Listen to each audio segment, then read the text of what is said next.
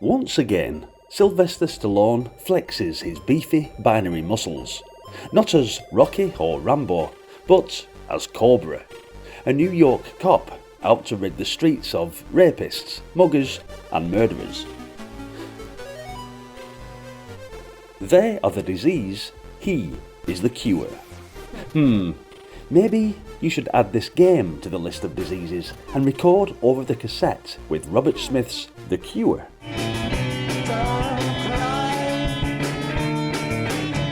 There we go, that's better.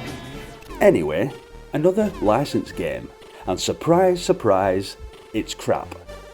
The art of turning good movies to good games was something that not too many people possessed back in the old days, and it's still the same even now, to be fair.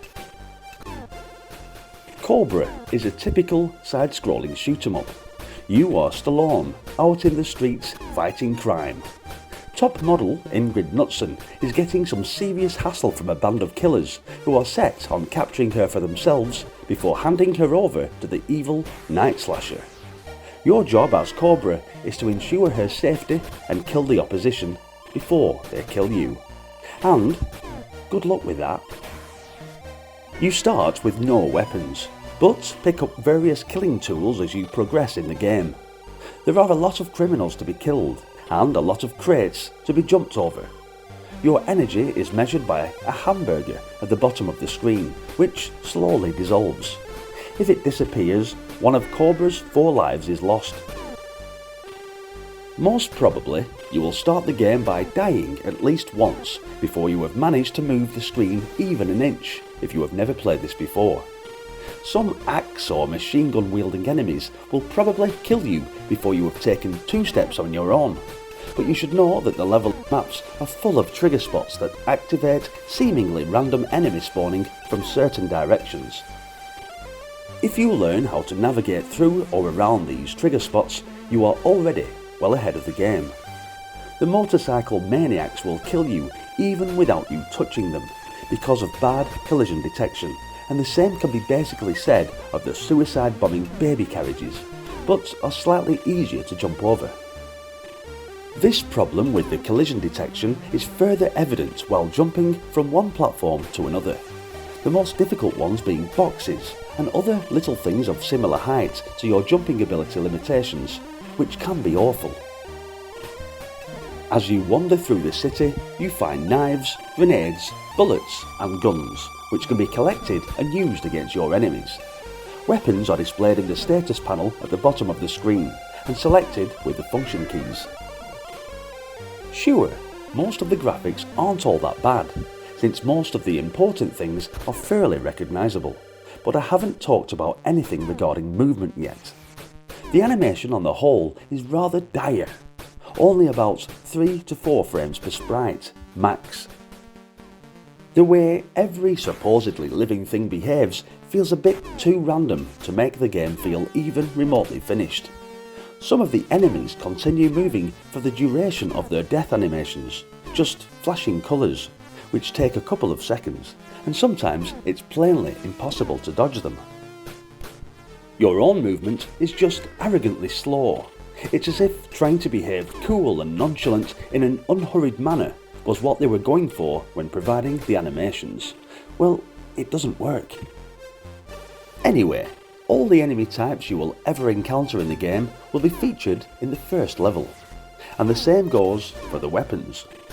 Too bad the game is so glitchy in controls as well as graphics that it feels sometimes a chore to even start the game. The best point about this game is the music, another Ben Daglish winner. It makes the game a bit more bearable. An arrangement of Sylvester Levae's Skyline from the original motion picture soundtrack. The only other bit of music is the Get Ready ditty at the beginning of each stage. At least you can turn the music off and listen to some nice sound effects, which might be the preferred mode in this case. The game is very hard. The controls are not responsive, which doesn't help at all. You will probably play the game for about 5 minutes before you throw your joystick to the wall out of frustration.